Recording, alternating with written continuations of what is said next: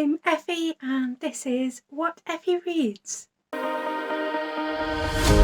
was lost but you helped me find my way, tainted by a desire, 'cause I was scared to face the truth. You pulled me out from my anxiety.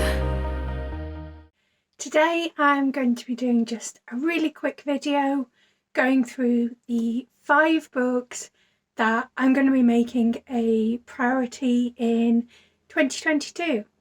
I have maybe around 400 unread books in my personal physical library. So obviously there are quite a few books that I do really want to read. But in 2021 I made a 21 in 21 list and didn't really do very well at getting through that list. So I've decided that in 2022 I'm going to limit myself to just having 5 books that I absolutely have to read this year. The first book I've got on my list is Lamorte.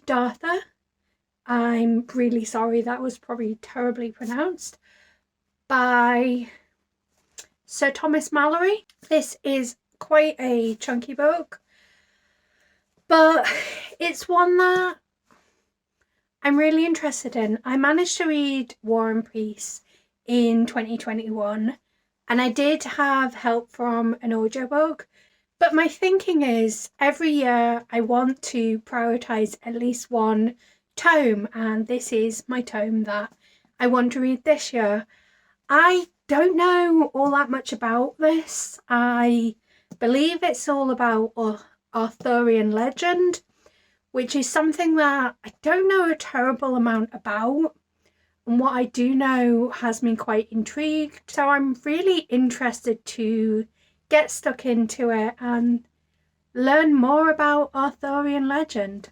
As chunky as this book is, I think it's actually got quite thick pages because it's less than 900 pages. So I am hoping that I won't struggle to read it.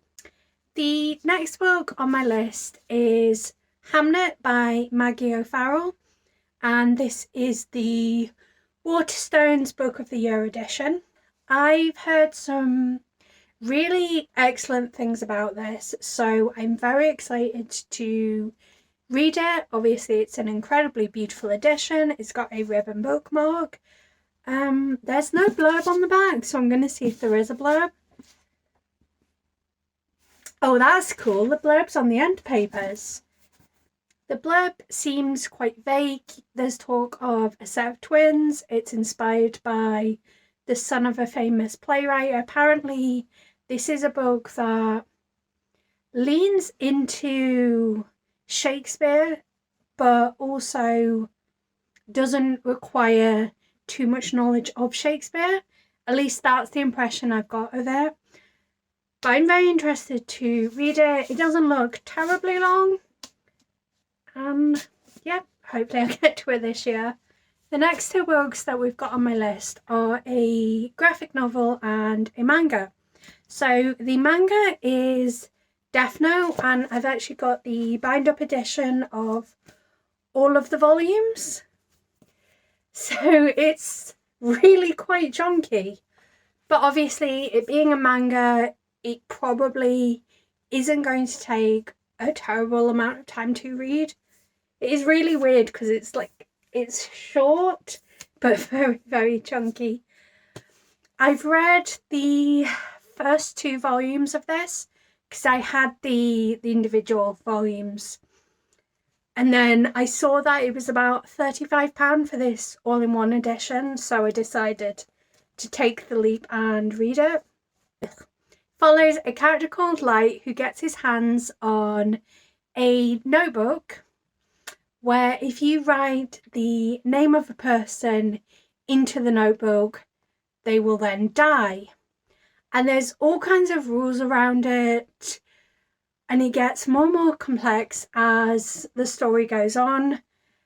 Light is incredibly morally grey, and then you've got a death god who is invisible to everyone except Light, who kind of looks over his shoulder and is like, maybe you shouldn't do that. And they seem quite morally grey as well, but in a very different way. The graphic novel that I've popped on this list is Saga, and this is volumes 1 to 9, I believe. This is a graphic novel that I've heard a lot about. People really enjoy Saga, but I'd also heard that it was on hiatus, so I didn't want to pick it up until it returned, because I've heard that it ends on maybe not a cliffhanger, but a place where you're going to want to know what happens immediately. The blurb is incredibly brief. It says that it's an epic fantasy telling the story of a girl called Hazel and her star-crossed parents. Honestly, I don't really need to know too much about it because I feel like literally everyone talks about it. So I'm very excited to read it for myself and see what I think. And the final book on my list is probably my biggest shame. And only because I think I own 6 editions of it. And I have put it on list after list and I still haven't read it. And that is The Invisible Life of Addie LaRue by V. Schwab. I'm fairly confident that I'm going to love this book. V. Schwab is one of my favourite authors. I absolutely adore the way that she writes. I find her writing just so lyrical and magical. I like that this is a standalone because sometimes series can be a lot to commit to. And obviously this is a very well-loved book. This particular edition was bought for me by Shannon, my best friend. Check her out. She's always linked in my description. And it's my intention actually to annotate this copy because I have so many editions. Why not annotate it? So I'm very, very excited to read it. And I really, really hope that I love it. Like, I've put all this pressure on myself because I own so many editions. But I think I probably am.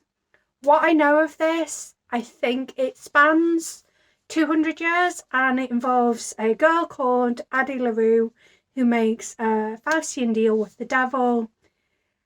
And part of that is that nobody remembers her until one day somebody does. And that is all 5 of the books that I plan on prioritising in 2022. As I've said, there are a lot of books on my shelves that I really want to get to. But I think for the kind of reader that I am, having a very small list of just 5 books hopefully will mean that I am successful. I may do a mid-year one where I do another 5 books if I manage to get through these by the mid-year point. But I'd love to know what books you're planning on prioritising this year. And until next time, bye!